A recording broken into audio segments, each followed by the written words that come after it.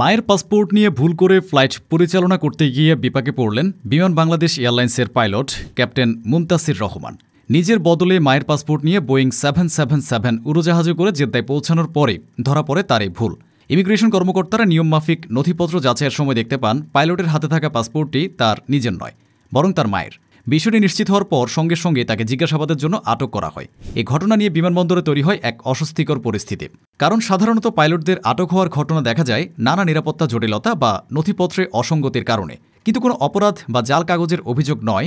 শুধুমাত্র ভুলে মায়ের পাসপোর্ট নেওয়ার কারণে একজন পেশাদার পাইলটের আটকে যাওয়ার ঘটনা জনমনে কৌতূহল সৃষ্টি করে। পরে বিমান বাংলাদেশ এয়ারলাইন্সের জেদ্দা স্টেশন ম্যানেজারের হস্তক্ষেপে ক্যাপ্টেন মুমতাসিরকে তার জিম্মায় ছেড়ে দেওয়া হয়। তবে এর মধ্যে সামাজিক মাধ্যমে বিষয়টি ভাইরাল হয়ে যায়। ঘটনার পর বিমান বাংলাদেশ এয়ারলাইন্সের জনসংযোগ বিভাগের মহাব্যবস্থাপক নিশ্চিত করেন যে পাইলট ভুলক্রমে তার মায়ের পাসপোর্ট নিয়ে ফ্লাইট পরিচালনা করেন এবং ইমিগ্রেশনে তা ধরা পড়ে।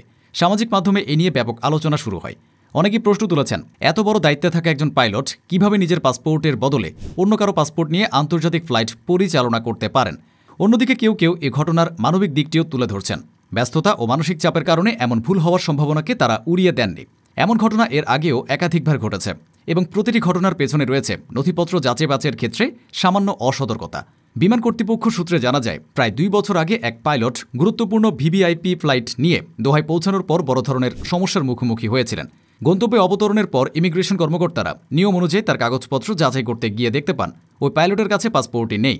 আন্তর্জাতিক ফ্লাইট পরিচালনার মতো গুরুত্বপূর্ণ দায়িত্বে থাকা একজন পাইলটের কাছে পাসপোর্ট না থাকা বিষয়টি সবার কাছে বিস্ময়কর বলে মনে হয়েছিল।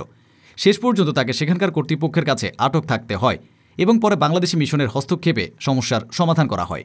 এরপর চলতি বছরের জানুয়ারিতেই আরেকটি আলোচিত ঘটনা ঘটে।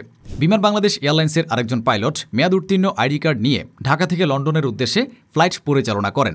যাত্রীবাহী ফ্লাইটটি হিথ্রো বিমানবন্দরে পৌঁছালে ইমিগ্রেশন কর্তৃপক্ষ নিয়মিত কাগজপত্র যাচাইয়ের সময় এই অসঙ্গতি আবিষ্কার করে। মেয়াদ উত্তীর্ণ আইডি কার্ড আন্তর্জাতিক বিমানবন্দরের কঠোর নিরাপত্তার নীতির সঙ্গে সাংঘর্ষিক হওয়ায় তাকে আটক করা হয় এবং শেষ পর্যন্ত ওই পাইলটকে ফেরত পাঠানো হয়। ঘটনাটি নিয়ে সাধারণ যাত্রীদের মধ্যেও আলোচনার ঝড় বইছে।